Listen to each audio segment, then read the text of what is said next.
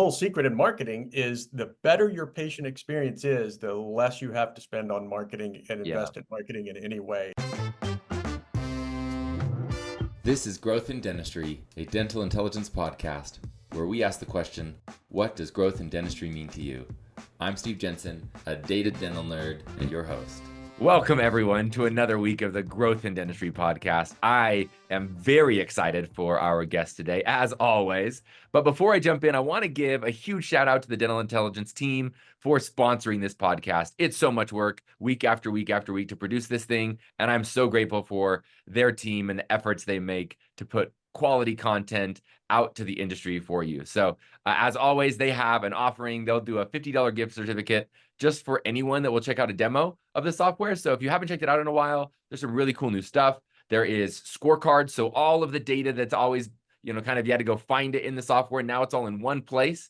There's even cool new scorecards coming out if you haven't checked in a while, where we're going to put some engagement data in this. So if you're interested to know, hey, how are my email campaigns doing? Are my confirmation texts and reminders actually working? What's the conversion rate? You're going to see some of that stuff start to pile in to the software as well to give you more insight into the business and operations that you've maybe never had before. So super excited. We're always putting new stuff in there. So if it's been a little bit since you checked it out, definitely worth checking it out again. So without any further ado, I want to jump into our guest today. So today I've got on with me Tim Kelley. Welcome, Tim. By the way, you can say hello, hear your voice.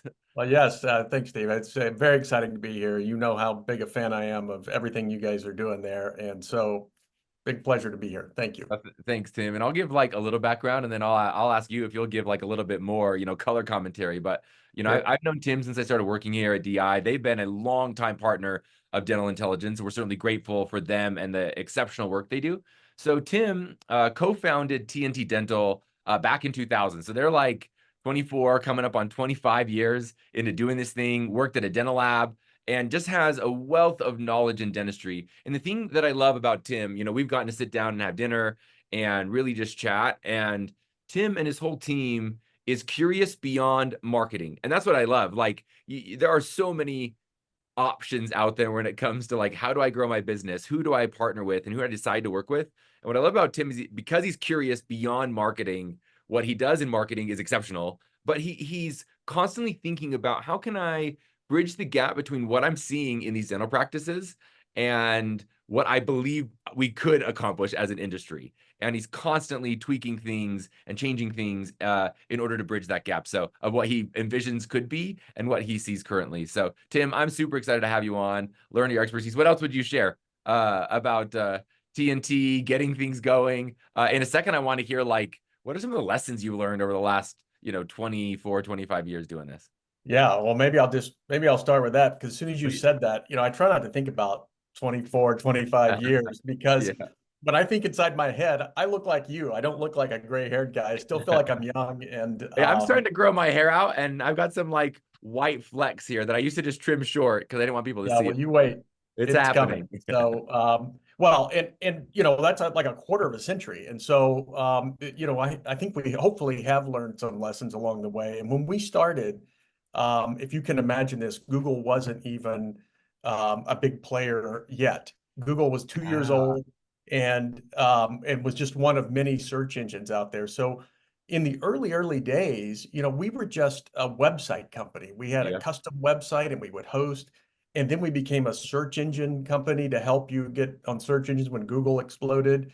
And then over the years, we've definitely, we're a marketing company for dental practices. That's what we are. But to your question about what's changed is, I think the marketing, that's just the tools we use, because we really think of ourselves as a practice growth company.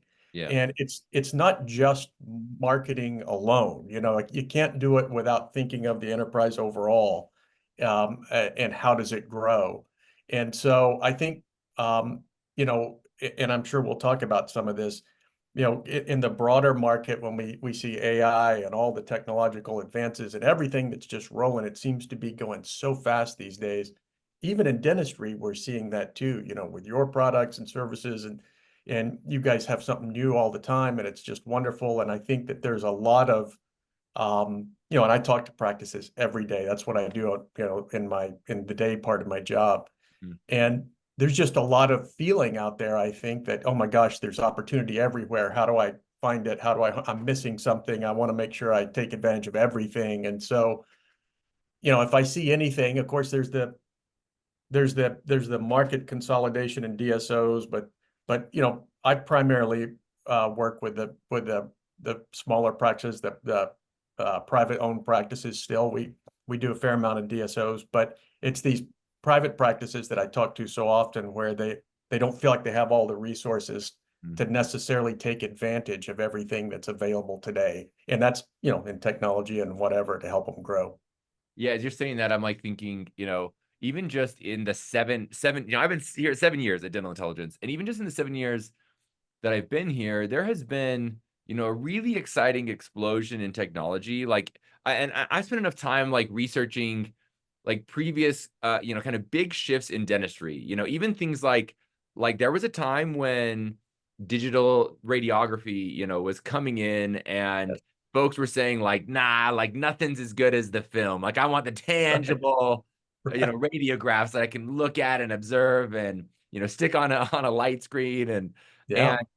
people were resistant to that, but you look at the way that's improved the speed to diagnosis, so there's like so many cool things that have happened, even just, on that front, but it took some time, so Yeah. it's interesting is as we have started to adopt, things like appointment reminders, confirmations, working more in the cloud, now we're starting to see things, obviously, like we're pushing out things like digital forms and consents. But there are so many digital solutions out there, both on Yeah. the business side and the clinical side. And I think a lot of practices, I mean, you correct me if I'm wrong, but I think a lot of practices have started to get like a little overwhelmed. Like I hear it all the time from our customers, people using other solutions. Like I feel like even just like their basic practice management software, I hear folks say, I know it can do more than what I'm using it for. Yep. And I think there's probably like space there to like fill that gap. So I'm interested to hear like from your perspective, you're doing marketing, so what do you see there? Do you hear the same thing from practices? Yeah, I do. I think that's a great point. And you actually summed it up really well. I think there's a general feel of people I talk to, all the practices, that they know the software is great. They have Mhm. this sense, and that's why they get it. They buy it, they sign up for it, they have it in the practice, and maybe they've even used it a little bit and are doing what they think the best they can with it. But I think COVID, if you think back just a few for Mhm. the with the labor issues that coming out of that and the staffing that some of the practices are still having issues with, and they may get somebody trained up that really loves the software and is a champion of it and helping them get the most out of it, and then that person leaves, and so and now the practice is sort of back to square one and needs to go through it all again. And so I talked to plenty of practices that have all of the technologies, not just Dental Intel and others, but they feel like they don't have I got to do the dentistry. How can Yeah. I take advantage of all of this? And yeah, I think I feel that across everybody I Yeah, talk to. where I think and I want to be like I think most like kind of avant-garde thinkers, they want to be tech forward, like want to Yes. have like the latest tools because in theory I think so much of that all makes sense. I want to speed up time to diagnosis. I want to make it easier for patients to say yes. I want it easier for patients to pay. Like whatever it is that I can like tweak, or maybe I want to like be more efficient and have my team be able to like not work as hard or work the same amount, but be able to be more efficient. Like we're doing that, like myself, like our content writers will use, AI tools to like go and help get like a chunk of content written, or they'll use it to go and like I use it for ideation on like, hey, I'm doing a lecture. What should I even call this thing? So Right. I'll like speed to get to a good answer or a great answer or a great output can be so useful by using some of these really cool modern tools. I'm interested to hear from you because this is why I'm asking you. I know that you and others at TNT, and some listeners are like, this is a marketing company, but you guys, like I said, are curious beyond just marketing. And I know for a fact you jump on with our customers and you'll like talk them through how to use dental intelligence and how to use the engagement software and how to set up different things. And I'm interested from your perspective, like as you think about solving that problem. So a practice has, and I think listeners will I think connect with this. They've got a bunch of software and they're sitting there thinking, okay, like I'm coming up at the end of the year. or beginning of the year, and I want to think through like my projects, like what do I want to like, how do I want to up level the business? And one of those things might be like I want to implement more of these tools that I already have access to. Like how do you, Tim, and the team, like how do you think about bridging that gap, like operationally? Maybe do you have like any experiences or stories? Like how do you even approach that with a dental practice team to say, hey, like here's what we should prioritize, like here's what we would implement first and why, and then how do you go about taking, and you can talk about any kind of piece of technology in dental practice, and then actually getting it set up and using. Yeah, so we came about this in a sort of an organic fashion, and what I mean by that is we sort of learned it the hard way, and we're working with our practices, and we need to help them grow. And one of the things that's difficult about helping them grow is that it's hard to get to the numbers, to know exactly what's going on in a practice. And so that's years ago when we found Dental Intel and other technologies that help us understand exactly what's going on with the patient flow in the practice and the new patients in particular. Every practice I talk to wants to talk about new patients, and it's an important part of the story. But we know that helping a practice grow isn't just a new patient story. It's also, getting to the attrition number. How many patients are you losing? And if we can replace those, we don't have to sort of buy as many new ones and go out and pay for that. And, can you grow the amount each patient spends each year? Is there more treatment you can get accepted and all of that? So there's, like the annual patient value. Like, are we yes, driving high value patients, or are you able to put them through a system where if the practice's annual patient value is higher, then every new patient you're able to go add in there is adding even more value for them. So it makes sense to me that you're interested in that. Like, okay, like right. how can we make sure that we're kind of partnered on all fronts, because it's a win-win for everyone. That's right. Everything's That's exactly right. And I'm thinking of a practice here in the Dallas area, has 2 locations, and we've been working with them a number of years, more in a traditional sense. But once we sort of identified this area in their practice, because they had, heck, they had dental intel. I mean, and they just weren't able to utilize it for some of the things that we talked about before. And so we started in 2022 with sort of a different format with them, where in addition to the marketing things we were already doing, we kind of took on the role. I don't know if you call it maybe like a fractional dental intel person for them. That's a big trend. You asked about trends earlier. One of the trends is like a chief. Yeah, it's a big trend. There's like fractional CMOs, there's fractional like CFOs, there's fractional operational leaders. Like there's a couple of consultants I've met lately that really have just honed in on like this thing. Like there's a couple people that are like, oh, there's a trend. Like there's a lot of software specifically that across single locations and small groups and large groups, like they need help just thinking through that whole project. Like how do we thoughtfully implement, this whole piece into the business, train everyone and get them rolling. And well, yeah, in this practice, just to finish that story, we in 2022, after having been working with them for a number of years and having success, it was primarily a new patient story up to that point. We were just all of our resources were going to help. So once we shifted and had the visibility and started working with them on a routine basis with their dental intel, in this case, it was dental intel, and we could concentrate on attrition. We could concentrate on that average, the lifetime value of the patient, all of those kinds of things. Here we are 2 years later, they've grown 50%, and we're getting less new patients than we were in 2022. And, it's that kind of insight that, just a little bit of focus on it and the ability to do it routinely. And look, we're not going anywhere. So if their staffing changes, we're still there to help them with these routine reports and finding those opportunities. And that was kind of a light bulb moment for us, where we said, hey, look, we need to actually, we were doing it for a lot of practices, but we thought, okay, this makes some sense across maybe more than we think. And we need to put some resources towards, training up a team and making sure we understand where there's a need there in the industry. I'm going to ask a question because I think listeners will want to hear the same thing. I hear this story and I'm like, sweet, I want to grow by 50%.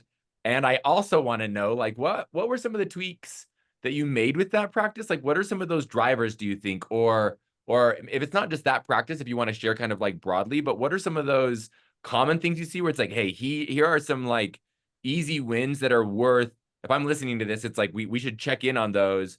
Or if it's that practice specifically, you're like, yeah, like these are a couple of the things that we tweak that were some of the big drivers towards that? You know, I'd be Yeah. very curious. So, yeah, it's a great question. And I'll tell you, 99.9% of the practices I talk to, most of them know how many new patients they're getting. Sometimes they're wrong about that, but most Yeah, of them but know that. roughly, yeah, Almost nobody knows what their attrition number is. yeah, How many that's are they true. losing, right? So that's one of the first things I want to find out is what is the attrition rate at the practice and what's the lifetime value of a new patient? Mhm. And so there's some simple calculations that, if you have access to it and you have the ability to do that, that are huge. And then I want to know recently inactives.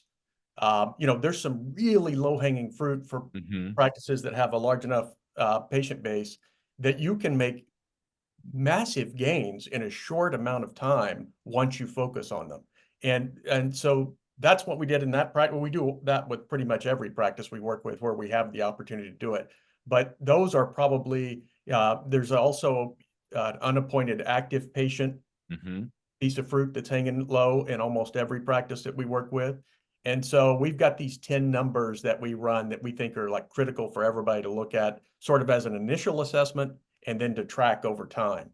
And if Mm. you do that, you can make your marketing super efficient. And look, I'm all for having the largest marketing budget on earth, but I want it to be efficient. And I know that over time that all those numbers will take care of themselves. If the practice is growing, then that's the right thing for everybody. So there's I'm listening to that. To solve some of the attrition stuff, you can help with the behavior of like reappointment, which we as a company have evangelized a ton too. Like we're grateful for partners like you that are like constantly talking about it, because it's a even though that's gotten better, like we look at our customer base, and since the day we started, hygiene reappointment percentage has consistently gone up every single year, the average, which for our Yep. at least for our customers, which is amazing. I don't know if the industry as a whole is following that, but like as we've gained customers and we're over 10,000, like that number has come up, which is great. So I think the industry is starting to hear that. I'm interested to hear, since you're on the marketing side of things, there's also this problem where if that behavior has been poor, you have this big group of unscheduled active patients, and you also have unscheduled inactive patients. You have this big database of people. How do you, or do you do anything with these practices to like Yep. set up like campaigns or like send messaging to them to help, because the team's not going to have enough time to go call 1,500 people, over the course of 6 months, I wouldn't think. So, Yeah, no, and in this particular group, they have your engagement suite, they have oh everything, yeah, cool. and we use that too, and and if they don't have it, we cobble together our own engagement suite if we have to make it Yeah. work. But where they have it, it's fantastic, and so we do a series of texts, emails, and even geofencing of home addresses, and Ah, it's cool. very Interesting. yeah, and it's very intentional. It's very customized, for the practice and for that specific group of patients that we Hmm. can find, in each of the categories. And over the course of a quarter, we can pretty much solve that problem. Yeah, that's so interesting, because that this alone is a very common problem. Like I talked with hundreds at least of practices where I've jumped in and I've seen, these big numbers of unscheduled active and unscheduled inactive. And I Yep. mentioned to them, hey, like there's a huge opportunity to go start like getting these patients back in the business. You've already spent money on them, and we could do some, fairly low cost activities or no cost activities, depending Right. on software and what you're offering to them in those messaging. But we could get them back, at least onto the phone or to an online scheduling link, a chunk of them. And so what's interesting though is I think for a lot of folks, I don't know if it was COVID, but like I know that team members just feel busy. There's the turnover in the front office. So I think it's Yep. really cool just hearing like, if you're listening and you're thinking, I would love to do what Tim's saying, but like I don't have the time, then definitely reach out to him and his team. One thing I'll mention too, if you were listening to him kind of talk about some numbers, you've probably heard me say on the podcast before that our team will do snapshot reviews with people. Like we'll install dental intel at no cost and we'll review it. Tim and his team do that. So we have several, only a few like select partners that can do it, but Tim and his team are one of those. We trust them. And if you're sitting there thinking, I would love Tim's mind or his team's mind on that, then that is something they will do for you. They'll do a snapshot, they'll jump on and review numbers with you. So know that that's an option as well. If you're listening, would like to talk with Tim and his team. So Yeah, and I should say, we're happy to do that for anybody. And even if you aren't ever going to become a marketing customer with TNT Dental, we could still help you in this fashion, just as this sort of fractional, help with your software too. I'm much more interested in raising the whole whatever that is, rising what is it? Rising tide lifts all ships, kind Yeah, of. okay, yeah. I was never good with saying, but yeah, I think that's the right thing to do, and so happy Yeah. to do that anytime with anybody. Yeah. Okay. Cool. Now I'm interested to hear. So there's the reappointment piece and patient attrition that we kind of talked to. There's some strategies around taking the inactive and active unscheduled patients and getting them back. Yep. What other kind of gaps do you see with practices? So that's like, and I agree with that one. That's a very common one. Any other gaps where you're like, hey, here's like a piece, like, and Yep. if you want some ideas, like I see there's so many people that have access to like online scheduling that don't Yep. use it. They've got inhibitions. Like I just did a lecture this last week in Indianapolis, and I had the whole room raise their hand if they were like kind of freaked out by it. And Yep. it was 80% of the room raised their hand. They're like, yeah, like I'm nervous about like turning that tool on. What are some other things? Yeah, we did. I can think just the other day we had a practice in sort of the Midwest area. I'm so afraid of saying the names of folks, but we helped them turn on their payments and their forms. And they needed it, they wanted it, they were all for it, but we're scared to turn it on for whatever reason. And so we kind of walked them through all that and said, this is, and the benefit, they're already feeling the benefits. Like 2 weeks later, they're doing great. I mean, so um, I think even just a one-time help with some of these tools to get them started and they're fine with it. You asked about some of the other areas, understanding their and the analytics tool is really great at this too, is understanding their insurance, what percentage of their revenue is coming from insurance patients and which plans are better than others. And once you understand how all that lays out, you can concentrate your marketing. Again, it makes it more efficient because you can concentrate on the plans that are more profitable and better for the patient and all of that. And so also the percentage of revenue that comes from new patients. A lot of practices don't realize how much of their practice revenue is coming just from new patient growth. And so that informs, if I meet them for the first time and 50% of their revenue is coming from new patient flow, you have to support that until you shift to something else, at least in the short term. So these tools are helpful in a lot of different ways, and it really changes the game versus just trying to pick off a menu and figure out, oh, I'll do these things and hopefully it'll work. Now you can be very intentional about growing your practice, not just in your marketing. Yeah, I love that. And I just want to be clear. I'm going to like ask you this because I just want to make sure that the listeners hear it if I'm hearing right. So, you guys have like marketing services, but you'll also do fractional work for implementation for tools like this. So, of course. And is that kind of like an a la carte thing? Is that like a monthly thing? And we don't have to get into like pricing and stuff, but I'm assuming is there like kind of like an hourly rate, or you buy them in like blocks or something? It's blocks of hours. Like I think kind of like Dentrix, and I think practices are kind of used to that. Like if you're using Dentrix or EagleSoft or Open Dental, there's like kind of like paid support hours. Like I've got like this block I can use, this many hours. That kind of the situation. Yeah, I've got a list of, I don't know, 33, 34 different things and different things you can track, different things you might be interested in.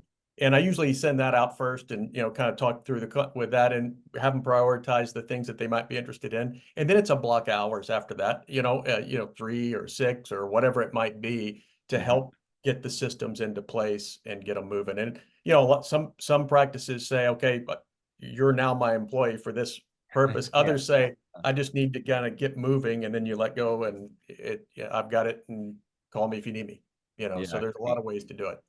And one of the things too, I just want like listeners to hear, you may not have heard of TNT Dental, but they are one of the largest marketing agencies in dentistry. So, they've been at it for a long time and do really, really high quality work. So just so you know, they've got my backing. It's definitely worth like chatting with them. Now I don't want to make this like overly promotional. I think it's interesting to think through that gap, like we talked about at the beginning. We're going to come up on time here pretty soon. So like to kind of recap the conversation up to this point, like the industry's moved in such an interesting direction. There's so much technology. There's a gap maybe between how we're using it and how we would hope to be using it. And those reasons why we might want to close that gap aren't always 100% financial. Like you mentioned that practice where it's like, there's like efficiency gains. There's like pain relief where it's like, oh, wow, like I was manually scanning every single form Right. and waiting on the patients and getting behind on my schedule because I'm trying to do a bunch of these tasks. And oftentimes, maybe not oftentimes, but I think observably for me, a lot of times it's like we kind of want control. Like we like feeling like I've got oversight on the whole process, and therefore it will be more tidy. But there can be so much helpfulness and pain relief and time savings even when we get these systems working properly too. So while there, I think, are cost savings, absolutely, there's also time savings, pain relief savings, and then there's Quality of even life. like I think a case for like a patient experience. Like you can really up level Yes. the way that it feels engaging with your practice, where if someone can see their forms and can see the treatment plans and their payments and balances digitally, like that's a really like modern experience, where if they Yes. can't see any of that digitally and it's all locked behind a phone call to the business or like a mailed statement, then those things, feel more archaic, even if it does give you like more quality control. So I think it's like very interesting to think through the process. And I certainly, I like that you're helping to fill that gap beyond just marketing, that I think is really cool. Now, do you have something you want to say before I ask you my final question, Tim? Well, no, I was just going to comment on, because I think that's an excellent point, that it can impact positively the patient experience. Yeah. And the little secret in marketing is the better your patient experience is, the less you have to spend on marketing and Yeah. invest in marketing in any way. And so I love that point. That's a great one, Steve. Go ahead. Yeah. So So the, what's this big question? Yeah, the question I ask every guest is what does growth in dentistry mean to you? And I just love hearing everyone's responses. So I'd love to hear what Tim has to say. We have a little saying that we only wear when we do our company events. It's on a lot of our shirts. And we feel like so maybe our ultimate purpose at TNT Dental is helping more people smile, Hmm. and because in the end, and we try to, and it's hard to get there. You have a bad day sometime and you think, I don't care if anybody smiles ever again. But it's nice to think of what you're doing is helping practices reach and care for more patients, and ultimately helping more people smile. And so growth in dentistry, to me, I try to stay in that spot where I'm thinking of the patient, and more patients are being helped. The things we do, the things you're doing, all of that enables the dentist to reach more patients and make more people happy. And I love that. I don't know if you know this, but I wanted to be a dentist growing up. Actually, what I wanted to be was an oral surgeon or an orthodontist. And that's because I had two clinicians that cared, that hooked some brackets up to my teeth, pulled this tooth down that was too big to come down with a chain, straightened these bad boys up, and gave me a smile that allowed me to like feel confident in myself. And I'm forever grateful for that. It made me kind of fall in love with dentistry early on. I know there's people that are afraid of going to the dentist. That was never me, like I'm grateful for them. And so I agree. I think it's a cool profession to be in, to like help people smile more. And I think that gets said a lot. And I think it should keep being said a lot. It's a 'Cause life changer, and yes, I'm proud to be a part of it too. it's why we're all here. So thank you. I think that's a lovely response. Thanks, Tim, for joining me today. And thank you to all listeners who joined again for another episode. Once again, this has been another episode in the Growth in Dentistry podcast, where we ask the question, what does growth in dentistry mean to you? My name's Steve Jensen, a fellow data nerd and your host. Keep growing.